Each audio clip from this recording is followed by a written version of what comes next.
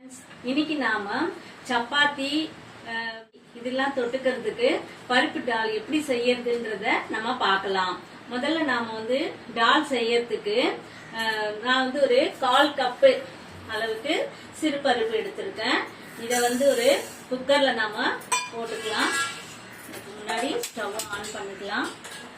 இதுலயே நமக்கு எவ்வளவு தேவையோ அந்த அளவுக்கு தண்ணி ஊத்திக்கலாம். நெக்ஸ்ட் பாத்தீங்கன்னா இதுலயே பச்சை மிளகாய் நான் பொடியா நறுக்கி வச்சிருக்கேன், வெங்காயம், அதுக்கப்புறம் தக்காளி, இதை எல்லாத்தையும் நாம இதுலயே போட்டுடலாம். நெக்ஸ்ட் ஒரு சிட்டிக்கு அளவு மஞ்சத்தூள் போட்டுடுங்க.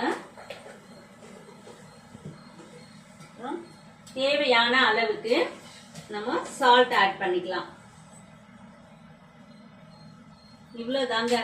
இது ஒரு 3 விசில் வந்துருச்சுன்னா நமக்கு சாம்பார் ரெடி ஆயிடும். நம்ம காலையில பாத்தீங்கன்னா டிஃபனுக்கு என்ன செய்யலாம் அப்படின்னு யோசிச்சுட்டே இருப்போம்.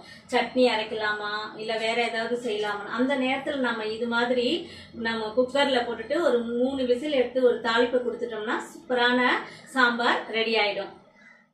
ஓகே, இப்போ 3 விசில் வந்துருச்சு. நல்லா வெந்திருக்கு. இதை இறக்கிட்டு நாம இதுக்கு ஒரு தாளிப்பை கொடுத்துடுவோம். ஆன் பண்ணிட்டு இதுல கொஞ்சம் ஆயில் போட்டுக்குவோம்.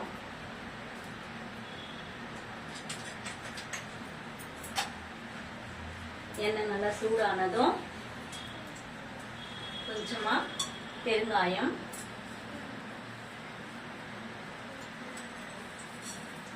கடுகு,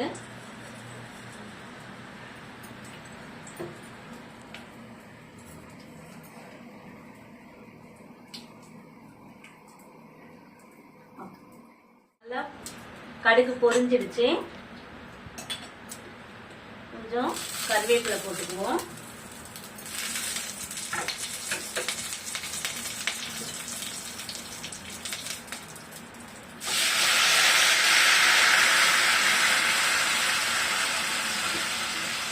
இப்போ இந்த பருப்பு தக்காளி இதை நாம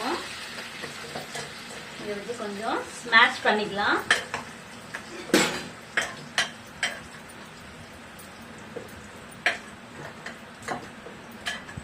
நல்லா ஸ்மாஷ் பண்ணிட்டு நீங்க ஒரு மத்து கூட வச்சு நல்லா கடைஞ்சிக்கலாம். அவ்வளவுதாங்க. இது ரொம்ப ஈஸியா முடிஞ்சிருச்சு. காலையில குழந்தைங்க ஸ்கூலுக்கு போனோம்னா டக்குன்னு நம்ம ஏதாவது என்ன செய்யணும்னு யோசிச்சுட்டே இருக்கும்போது உடனே இந்த டால் வச்சு நம்ம பண்ணிட்டோம்னா ரொம்ப ஈஸியா வேலை முடிஞ்சிடும்.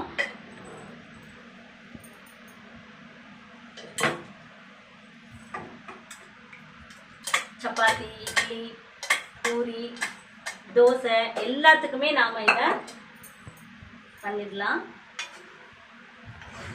அவ்வளவுதாங்க, ரெடி ஆயிடுச்சு.